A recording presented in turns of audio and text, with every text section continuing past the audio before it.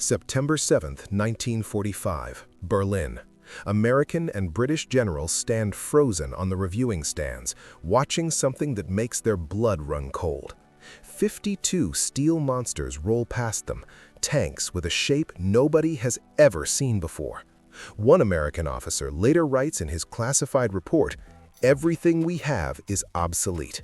The Soviets just unveiled a weapon that won the Cold War before it even started. And here's the twist. Not a single one of these tanks ever fired a shot in World War II. They arrived too late. Yet their appearance at this parade changed military history forever. This is the story of the IS-3, a tank that terrified the West, barely worked, and somehow became one of the most influential weapons ever built.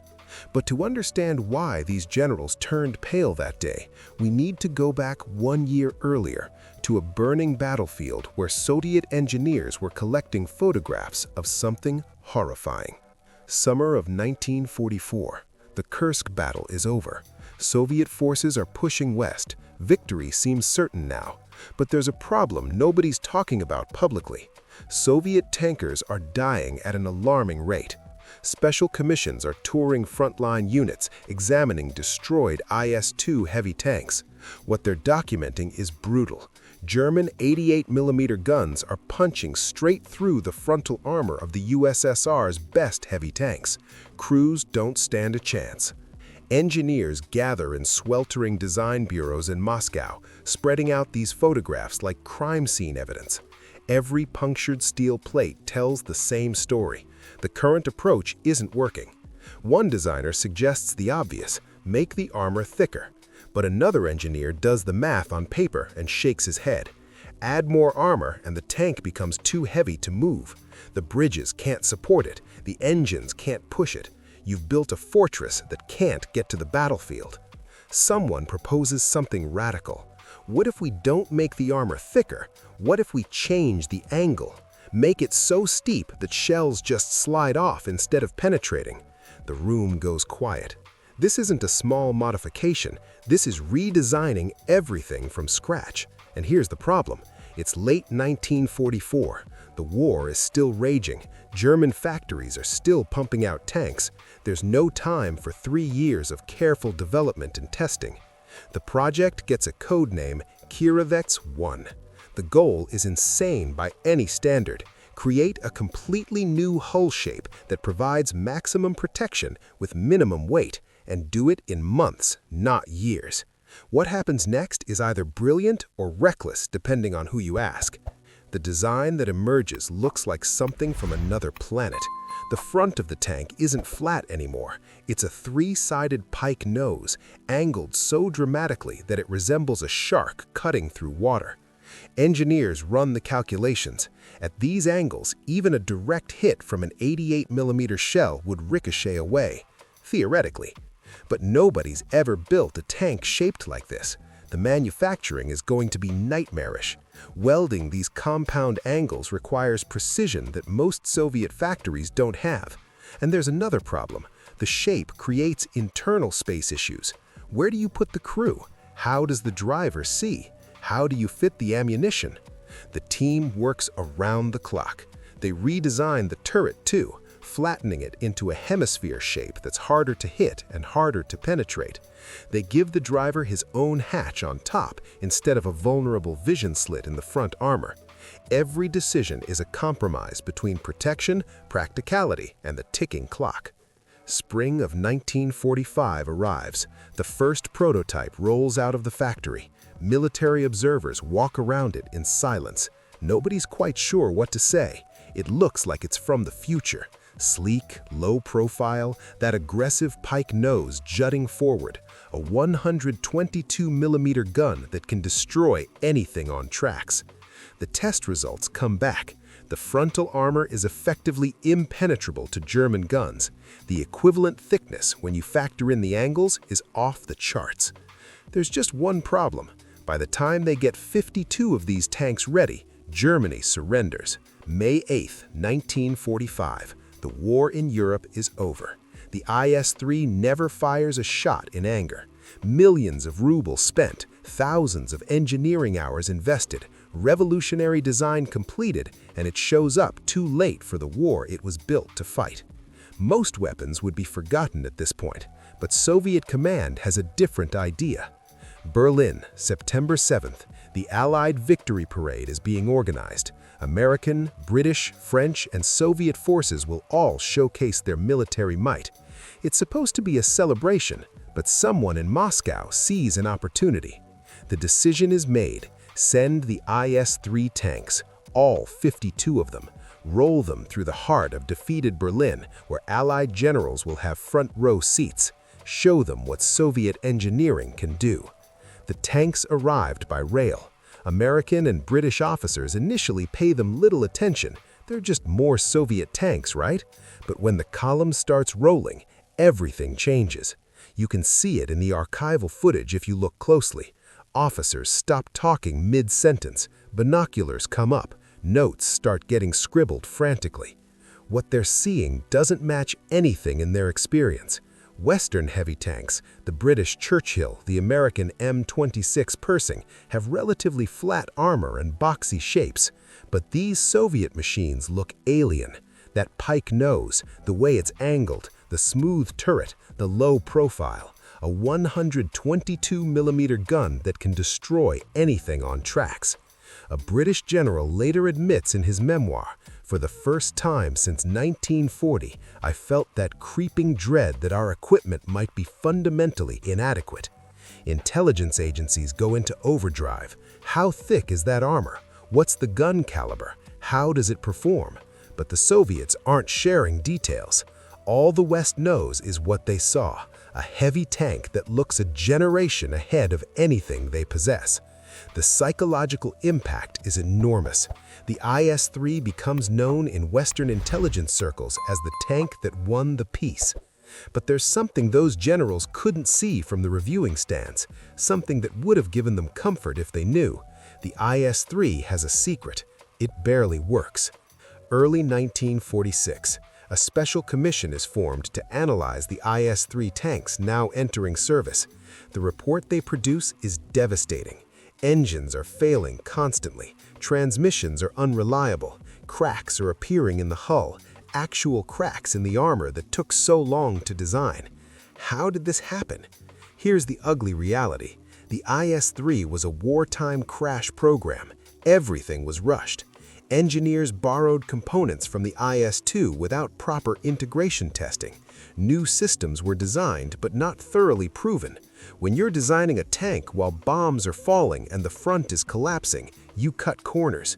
Those corners are now coming back to haunt them. The Soviet military launches a massive retrofit program with the bureaucratic title UKN, Elimination of Structural Defects. Every IS-3 that rolled off the production line has to go back for fixes.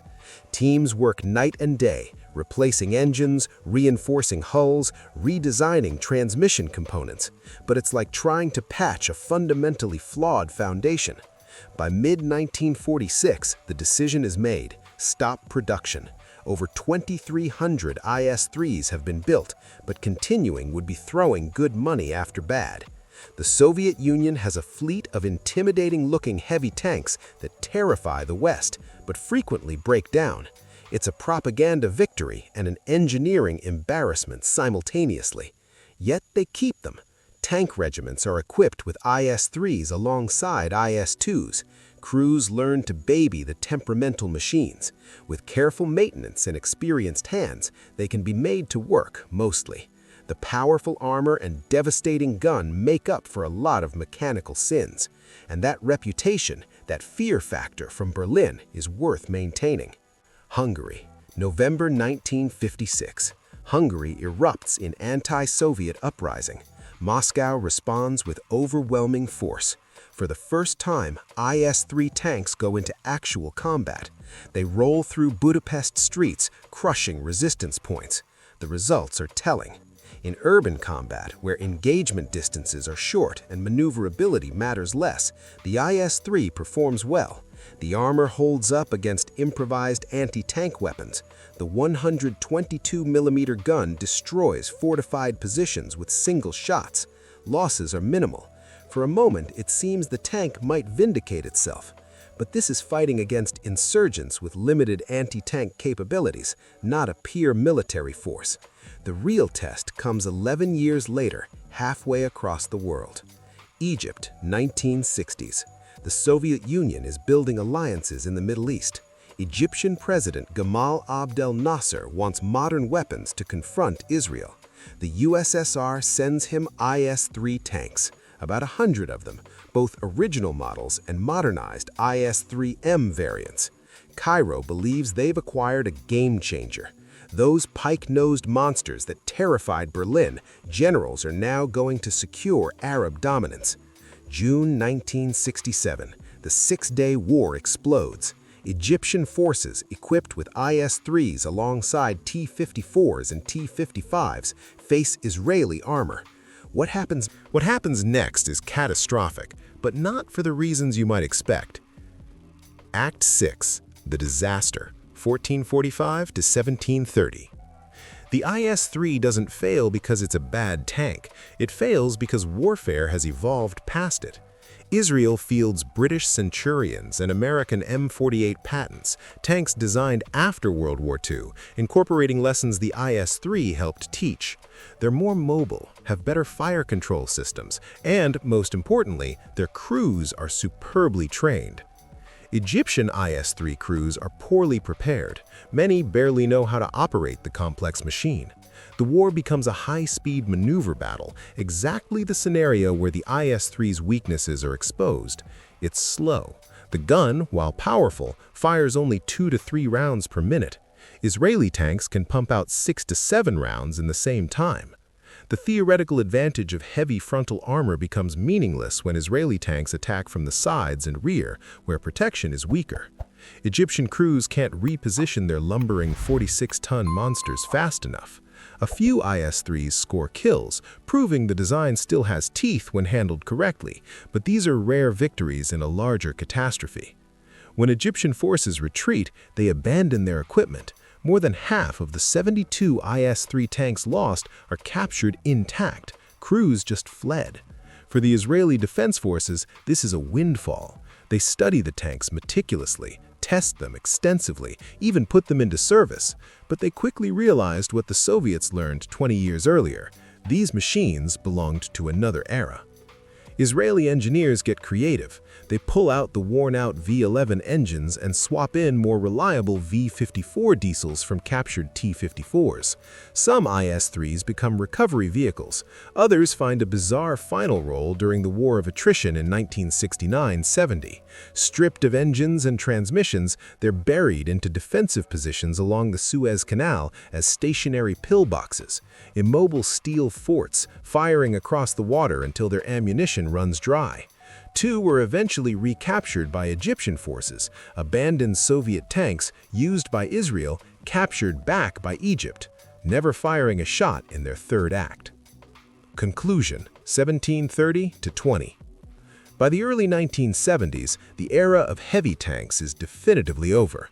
The new generation of main battle tanks, machines like the T-62, the M-60, the Chieftain, combine firepower, protection, and mobility in ways that make specialized heavy tanks obsolete.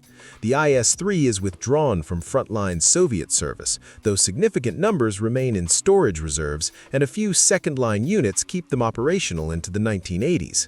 North Korea receives substantial quantities, maintains them with paranoid care, parades them through Pyongyang, but they never see combat. The armistice on the Korean peninsula holds, however tenuously. Here's the paradox. The IS-3, which barely fought, became one of history's most influential tanks. Its appearance in Berlin 1945 shocked Western military establishments into overdrive development programs. The pike-nosed design was studied obsessively and influenced tank development worldwide for decades. The flattened turret became a template for future Soviet heavy tanks like the IS-7 and T-10. The concept of extreme angle armor became doctrine in Soviet tank design philosophy. The IS-3 was a propaganda weapon that worked perfectly, instilling fear and respect, while being a mechanical nightmare that barely fulfilled its tactical purpose. It was a revolutionary design rushed into production before engineering could catch up with ambition, a glimpse of the future built with yesterday's quality control. Today, preserved IS-3 tanks occupy places of honor in military museums worldwide. They stand as monuments to a specific moment when Soviet engineering shocked the world, when the Cold War's technological competition truly began, when a tank that never fought its intended war still managed to change everything. Those American generals who turned pale in Berlin weren't wrong to be worried. They were just worried about the wrong thing. The IS-3 didn't matter because it was a superior weapon. It mattered because it forced everyone else to build superior weapons.